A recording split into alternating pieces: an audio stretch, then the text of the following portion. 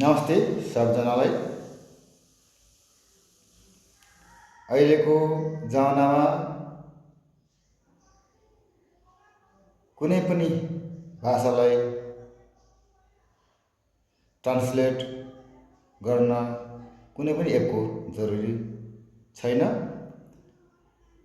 हामी गुगलमा सिधै गएर ट्रान्सलेसन इङ्ग्लिस टु नेपाली अथवा नेपाली टु इङ्ग्लिस अथवा कुनै पनि भाषालाई ट्रान्सलेट गर्न सकिन्छ। जस्तै गुगल क्रोममा गएर ट्रान्सलेट नेपाली टु इङ्ग्लिस भनेर सर्च गर्ने बित्तिकै त्यो आउँछ। जस्तै म तपाईहरुलाई स्क्रिनमा देखाउने छु। तपाईहरुलाई म मोबाइलको स्क्रिनमा लादैछु। म गएर ट्रान्सलेट नेपाली टु इङ्ग्लिसमा सर्च गर्ने। सर्च गरेपछि यस्तो आउँछ। म तपाईहरुलाई यहाँ नेपालीबाट इङ्ग्लिसमा ट्रान्सलेट गरेर देखाउने छु। पहिले म नेपालीमा टाइप गर्छु, त्यसपछि तल चाहिँ उसले इङ्ग्लिसमा टाइप गरेर दिनेछ।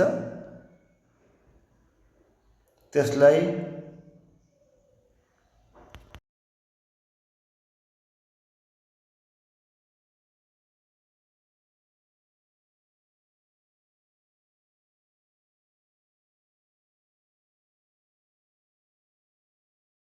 टाइप गरेर आइसकेको छ इङ्ग्लिसमा।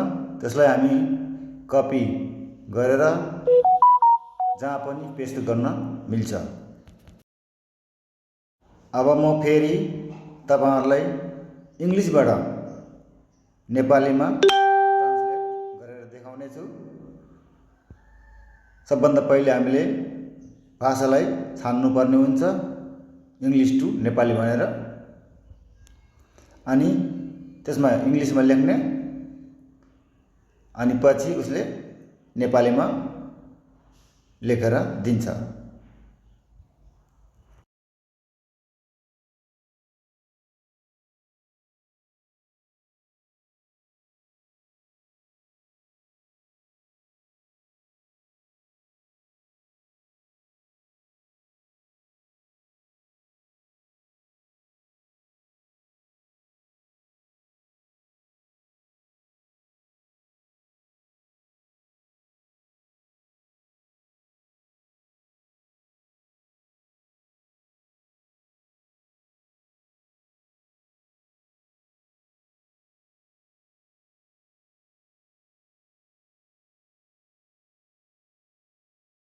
जस्तै यहाँ तपाईहरु देख्न सक्नुहुनेछ।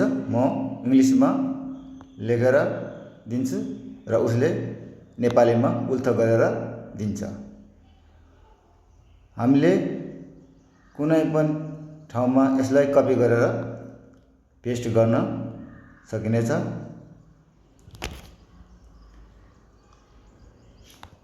भिडियो कस्तो लाग्यो?